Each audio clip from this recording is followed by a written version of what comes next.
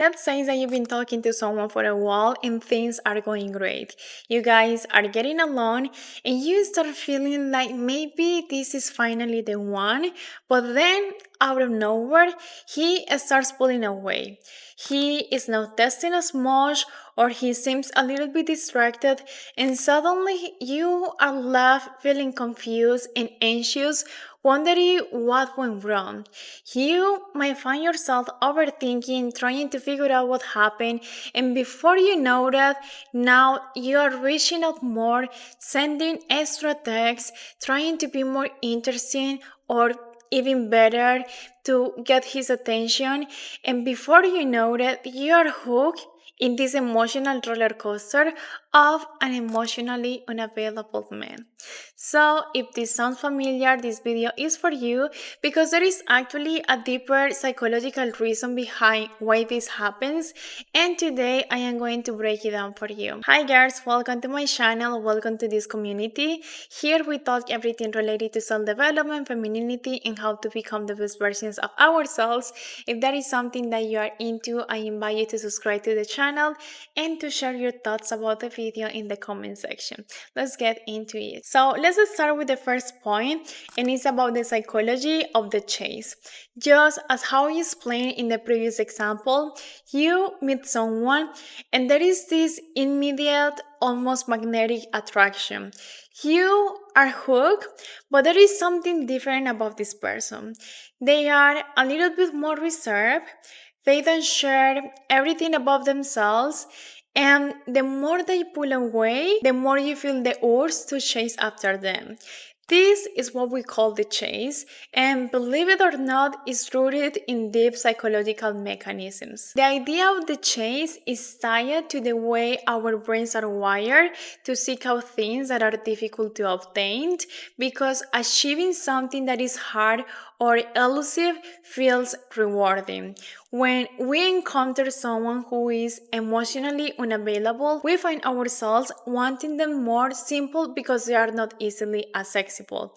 The harder they are to get, the more our brains release those feel-good chemicals like dopamine, which is associated with reward and pleasure.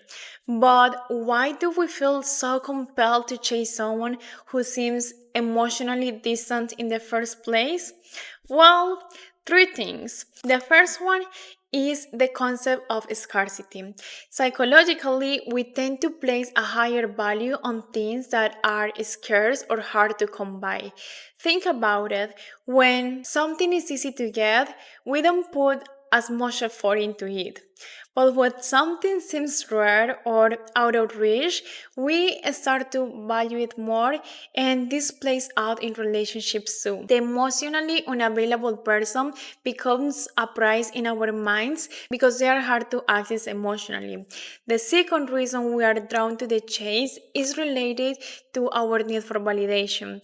When someone is emotionally unavailable, they don't hand out their affection easily. So as a result, we often become fixated on earning that affection. When we do something to get their attention and they respond, we feel validated in a way that boosts our self-esteem, and this can trigger a cycle where we keep doing whatever it takes to gain their approval because it feels rewarding, even if it's like a fleeting feeling. And the third point is attachment.